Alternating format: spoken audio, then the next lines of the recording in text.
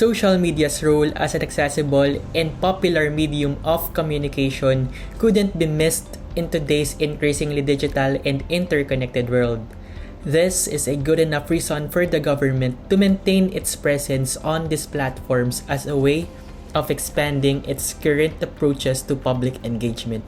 Hi, I am Patrick Acupan, Project Associate for the Data-Driven Development in the Philippines Project or the PH3D.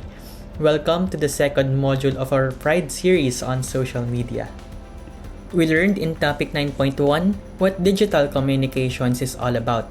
For this module, we shall discuss the local government work and the role of social media in public administration. LGUs are at the forefront in the implementation of basic services, most of which hit close to home. It is just right that we, as public servants, strive to be more responsive to local needs. The Local Government Code of 1991 spells out the mandates of the LGU. This is an important guide for officials at the local level to ensure that policies, practices, and programs being implemented are within the scope of their prescribed powers and functions. In light of these roles, what can social media do to assist the local government units in the efficient and effective delivery of services? Can social media be utilized for participatory governance? We will attempt to answer these questions as we go along with this module. The Constitution mandates the autonomy of the territorial and political subdivisions of the Republic, such as the provinces, cities, municipalities, and barangays. Our local government structure is instituted through a system of decentralization that allocates among different local government units the powers, responsibilities, and resources necessary to the operation of local units. Such powers include but are not limited to the following. Local government units have the power to create its own sources of revenues and to levy taxes, fees, and charges subject to such guidelines and limitations as the Congress may provide, consistent with the basic policy of local autonomy. Local legislative power shall be exercised by the Sangguniang Panlalawigan for the province, the Sangguniang Panglungsod for the city, the Sangguniang Bayan for the municipality, and the Sangguniang Barangay for the barangay. Every local government unit as a corporation shall have the power to have continuous succession in its corporate name, to sue and be sued, to have and use a corporate seal, to acquire and convey real or personal property, and to enter into contracts.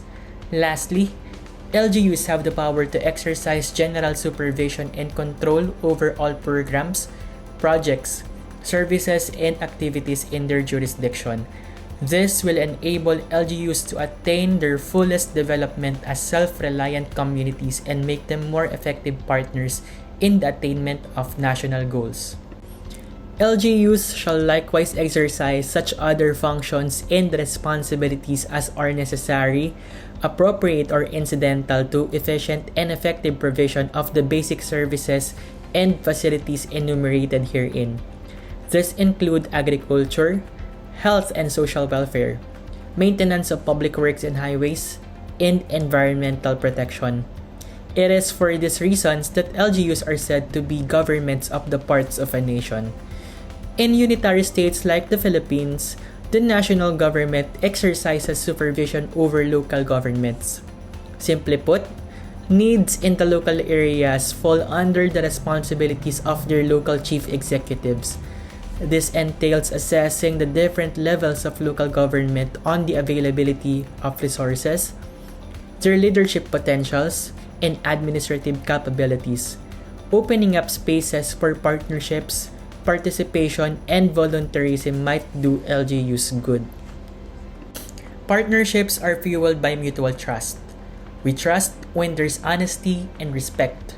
The ideal partnership between governments and its people is not any different from basic and human relationships. It promotes cooperation for the achievement of common goals. It is a relationship that both parties benefit from. That is participatory governance in a nutshell. Local government officials, as earlier mentioned, make political decisions. These decisions generally take the form of ordinances. As citizens, we have the right to be informed of the decisions being made on our behalf. The local government code requires the participation of non-governmental and people's organization in the conduct of periodic public consultations before any project or program is implemented in any jurisdiction. But is that what public participation is all about? Despite well-meaning efforts to provide spaces and policies for citizen engagement in governance at the local level, the spirit of these legal frameworks are not reflected in actual practice.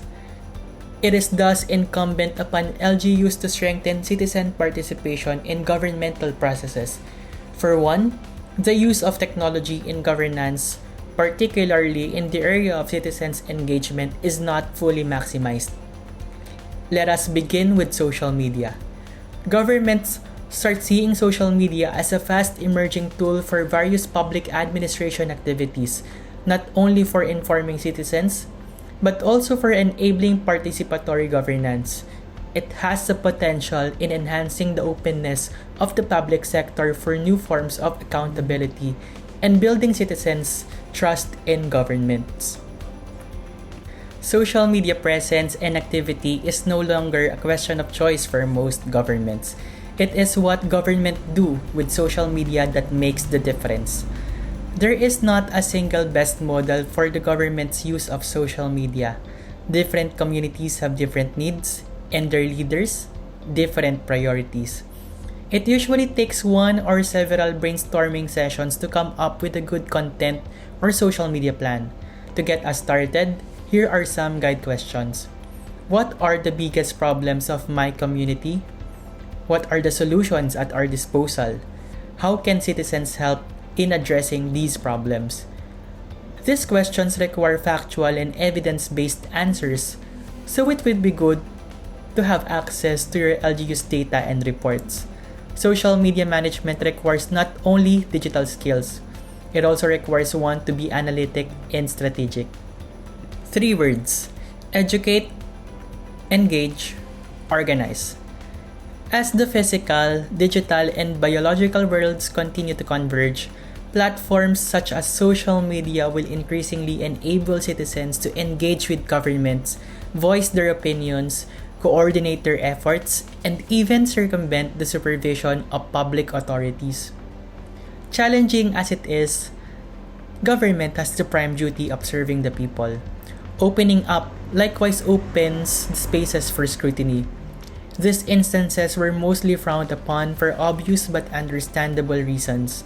However, citizens must also, in the exercise of their civic duties, contribute to our collective development and welfare.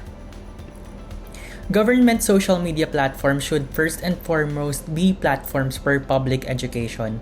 The most common example are information about the LGU's programs and services.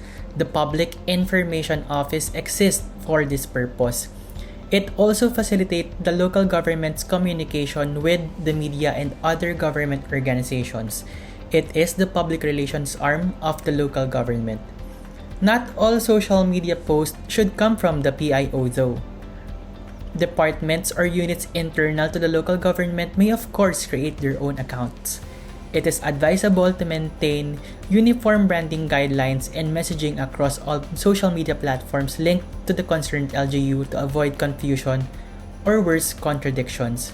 Let us look at some examples. There is a variety of content types to choose from for basically any social media post. In big campaigns or projects, a digital communications brief is usually required. This document elaborates on the nitty-gritty of social media marketing that contains pertinent information on the background, objectives, target audience, and messages.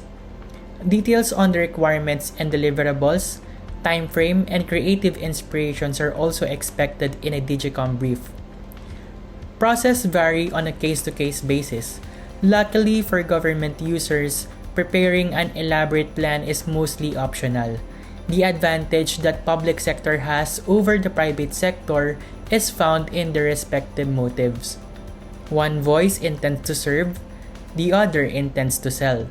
This ultimately separates one from the other in the spectrum of branding archetypes. These factors are important considerations in choosing the appropriate content type.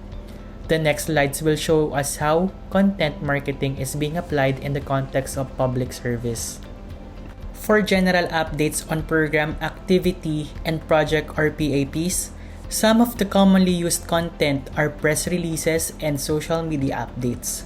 This usually comes with a caption mentioning the purpose, participants, and proponents of the activity. This content accounts for a big chunk of any government-owned social media platform. One important function of the government organization is disseminating information to its community. One way of doing this is to highlight important announcements. To proactively inform and educate your community, consider creating an announcement on your website, Facebook page. You can pin important announcements to the top of your Facebook page for ease of viewing. In times of crisis, connecting and building community is more important than ever. Organizations, governments, and individuals turn to Facebook to support response and relief initiatives, engage in ongoing recovery efforts, and disseminate timely information. Here are the tips and tools from Facebook to help you prepare for, respond to, and recover from a disaster. In preparing for a disaster, create a page to facilitate dialogue between your organization and the public. It is important to post regularly to help build and engage your audience so that your page becomes a trusted community resource during a disaster.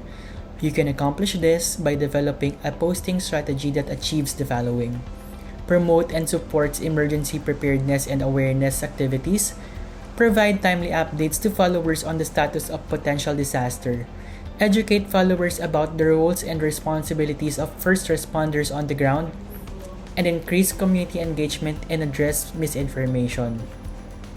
Taking action during a disaster, you'll want to quickly connect with your community to help people safe and informed.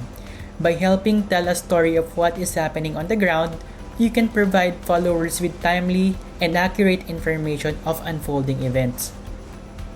Pin a post to the top of your page to highlight emergency resources and contact information. Go live to share timely information, document disaster conditions, and to respond to questions in real time. Post regularly with photos, videos, and hashtags. Also consider adding a call to action button that will allow users to contact you through Messenger, email, phone, or a website. Use Messenger to provide direct support to people in your community looking for help or answers. Safety check and community help. If enough people in an affected area post about an incident, Safety check is activated. Safety check is a tool that allows people in an affected area to let friends and family members know that they are safe. People can see which friends have marked themselves safe, invite more friends to safety check, and provide help to those that have been impacted by the disaster. Through community help, individuals can ask for or offer assistance with items such as food, water, clothing, transportation, and shelter. Posts can be searched by category and location, and you can message others directly.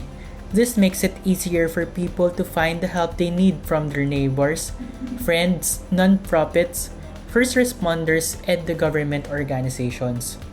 After a disaster, it is vital that community members know where they can receive aid and provide support in community recovery efforts. Use groups to coordinate community relief efforts, share updates, organize volunteers, and to communicate with strategic partners and agencies. Set up a Facebook event to organize donations and to volunteer opportunities. Write a long form note about declarations or ongoing recovery efforts. Risk or crisis communication involves responding to the public need for information so that they can address the immediate and potential effects of a disaster or an emergency. It is among the most important aspects in managing and addressing harmful and negative consequences. People across the world use Facebook to connect and support each other in a crisis. It maintains a platform called Crisis Response where users could mark yourself safe. Quickly reassure friends and family by marking yourself safe. Give or find help. Connect directly with other people nearby to give or find help with resources like food, supplies, or shelter. Raise money. Support those affected by crisis by fundraising or donating. And lastly, get information. Stay updated with relevant information about the crisis from a variety of sources. Within the context of COVID-19, this may include information about how they can protect themselves from the virus, how they can help in slowing down or preventing its transmission, the government's health and emergency response strategies, number of confirmed cases, state of healthcare capacity, transmission scenario, etc. These types of information can enable the public to make informed decisions with respect to protecting themselves or their communities from COVID-19, as well as facilitate civic engagement and collective action toward mitigating the current crisis and preventing future risks. Particularly in the government space, organizations can benefit from incorporating live and on-demand streaming video into their daily communication efforts. One of the biggest challenges for organizations is changing with the times and technology. As a result, video streaming solutions can circumnavigate the key issues of accountability, relevance, and engagement, and provide the following benefits. Higher engagement levels. The beauty of live and on-demand streaming is that it allows you to reach people in a more engaging and personal way. Interaction and feedback is possible on the spot, enabling more inclusive sharing of information. As such, it creates conversations between the public sector organization and the community. Wider audience reach. Tied directly to a higher engagement level is the fact that the internet allows you to communicate your message to a much wider and targeted audience. Through this larger audience, organizations can ensure a more diverse range of people within the community have access to information and can contribute to local matters. Better content. A third major benefit of video streaming is that content produced is inherently of better and richer quality. The strong visual focus not only attracts the audience's attention, but provides a platform to communicate even complex matters in a more personal manner. Civic engagement involves active participation and support of people and groups in addressing the impacts and managing risk by sharing, for example, the resources, skills, and knowledge to the government or with others in general. LGUs could initiate civic engagement in Facebook through posts that call for support and donations from private individuals and firms. What further fosters civic engagement are the appreciation posts for donations, contributions, and other forms of support. These were usually in the form of photos showing who were the donors or contributors and how they helped, along with a caption expressing the LGU's gratitude. Now that we have an overview of our alternatives for social media posts, how do we ensure that we are in fact effective? There is an important difference between just posting on social media and doing it effectively. If you do not have a specific reason to post, then why are you even posting? So be clear about your engagement. If you are gathering feedback, ask for comments. If you are looking to spread information, ask your audience to share the post. If you are looking to promote something, link them to the material and tell people of its importance. When a user reads your post, they should be prompted to take another step in engaging or understanding. All content should have a specific call to action that is in line with the goals that you have for your social media. Our words can inspire action. Our goal is to inspire stakeholders to organize themselves and consolidate their efforts as we do our ultimate best in our jobs as public servants. As we end this module, let me leave you with some basic tips on social media strategy. Before you start posting, have a strategy and goals to guide you. You will garner better engagement and produce more cohesive content with a clear strategy and goal. If your organization has social media guideline or policy, be sure that your goals are in line with those documents. Identify the ultimate reason you are using social media. Are you trying to raise awareness about a program? Or do you want to gather feedback about your services? Do you want to engage with stakeholders on specific issues? Or are you looking to build trust with your community? The intention behind the post should be clear to the user, with a call to action or clear path to follow for more information. Proactive communications and transparent information shared with stakeholders will allow us to build better relationships and garner their trust. Post relevant content. The information that interests you and is specific to practitioners within our field may not be interesting to our audiences at all times. It is important to boil down the technical information to the level where a child can understand it. Avoid jargon and create easy to understand content that the public needs to know or would like to hear about. Provide information that is accurate, timely, and targeted to your specific audience. If the content does not fit those criteria or have a specific purpose, consider updating your social media post to meet these needs. In the next module, you will learn more about these things and how it plays a role in social media planning and monitoring. That concludes Module 9.2, Social Media for Public Service. Maraming salamat po, and don't forget, educate, engage, organize.